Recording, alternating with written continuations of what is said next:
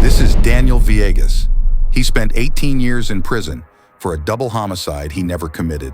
In El Paso, Texas, Viagas was arrested at 16, where an El Paso detective reportedly threatened him with beatings and the death penalty if he did not confess. And the teenage Viagas signed a confession that was prepared by the detectives. He tried to withdraw his confession a few hours after, but by then, it was too late. He was charged with 2 counts of capital murder. With the false confession being the only piece of evidence, the jury was unable to agree on a verdict. Viagas had a retrial, and the jury returned a guilty verdict, and he was given a life sentence.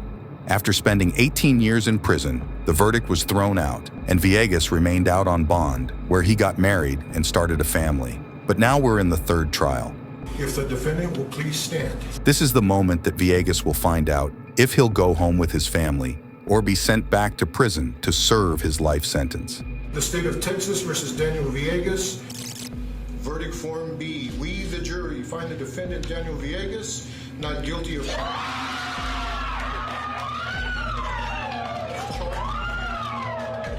Viagas is now a free man. You are no longer under any conditions. You are free to leave. Reportedly, Viagas has filed a lawsuit against the city of El Paso. This is John Bunn. He spent 27 years wrongfully convicted of murder.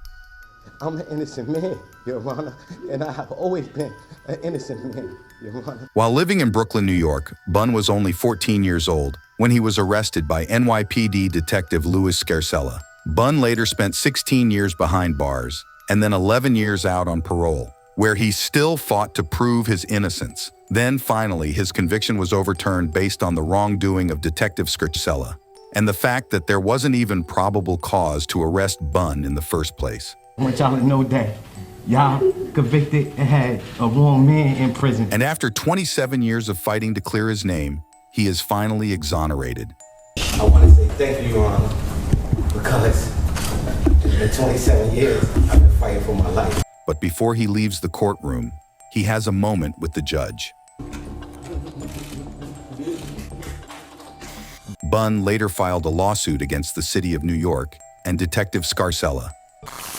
This is David Ranta. He spent 22 years behind bars for a murder he did not commit. In Brooklyn, New York, Ranta was arrested by Detective Louis Scarcella. Yes, this is another wrongful conviction that's connected to Scarcella. Ranta was put in a police lineup run by Scarcella and was identified as the shooter. But decades later, reportedly the key witness revealed that the detective had provided him with a description of whom to pick in the lineup. There was no physical evidence linking Ranta to the killing, and the evidence presented to the jury was allegedly fabricated. Ranta was then convicted and sentenced to 37.5 years to life in prison. But after spending over 2 decades in prison, the former witnesses admitted that they were pressured into testifying against Ranta. And now this is the moment his conviction gets thrown out. Mr. Brendan, to say that I'm sorry for what you have endured would be an understatement and grossly inadequate, but I say it to you anyway. The defendant's motion to vacate the judgment of conviction is granted.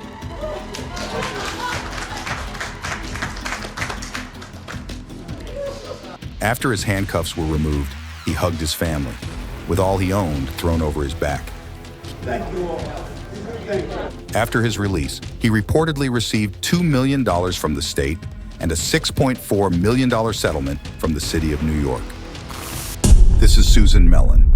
She was sentenced to life in prison without parole, based on an untruthful testimony. She was 42 years old when she was arrested in Los Angeles, California, at a McDonald's, while taking her daughter to get a Happy Meal. But that was the last time she would see her child for 7 years, as she was charged for the murder of an ex-boyfriend. You are under arrest now for murder.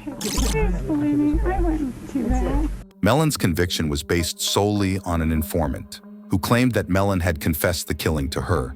She was in prison for a total of 17 years until the informant was proven to be a pathological liar and an unreliable witness.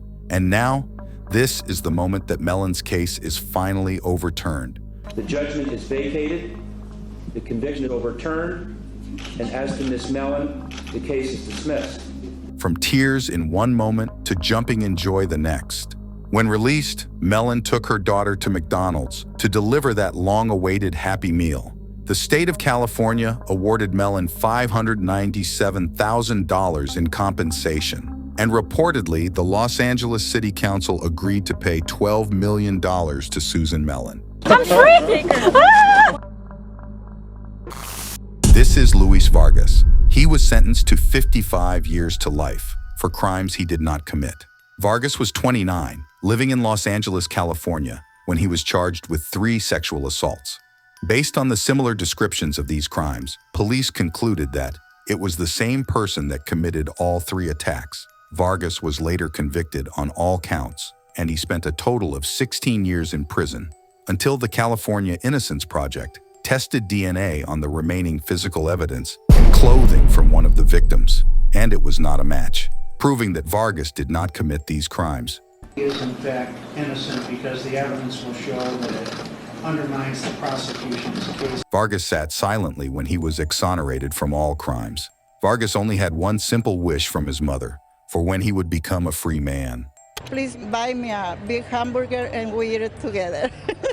Reportedly, after Vargas was exonerated, he received $886,000 in state compensation. This is Ricky Jackson. He spent over 39 years in prison for a murder he did not commit. Jackson was arrested at 18 years old, living in Cleveland, Ohio. The main witness in the case was a 12-year-old kid named Eddie Vernon, who in fact didn't see anything. And he said the police did pressure him into testifying against Jackson, which then later led to his conviction.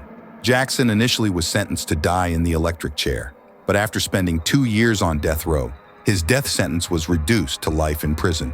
Nearly 4 decades later, the now 52-year-old Eddie Vernon came forward with the truth, stating that he never saw the murder happen. Charges against Jackson were then dropped. And after being wrongfully imprisoned for 39 years, this is the moment that Jackson hears that he is free to go. Mr. Jackson, you're going to be free to go. Life is filled with small victories, and this is a big one. I wish you good luck. Thank you. All right. Jackson is now outside for the first time as a free man.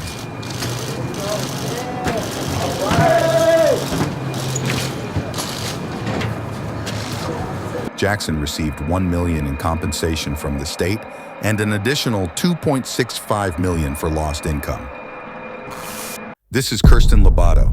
She served 16 years in prison for a murder she did not commit.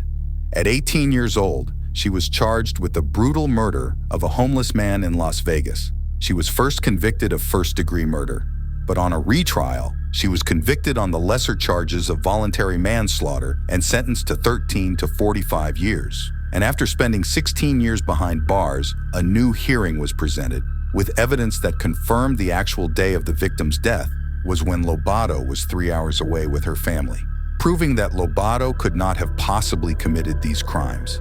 This is Lobato outside for the first time as a free woman. I feel overwhelmed, I feel excited, I feel grateful, I'm so happy. Lobato has filed a lawsuit against the Las Vegas Police Department, and her compensation claim is ongoing. Okay, well, we got more people coming too.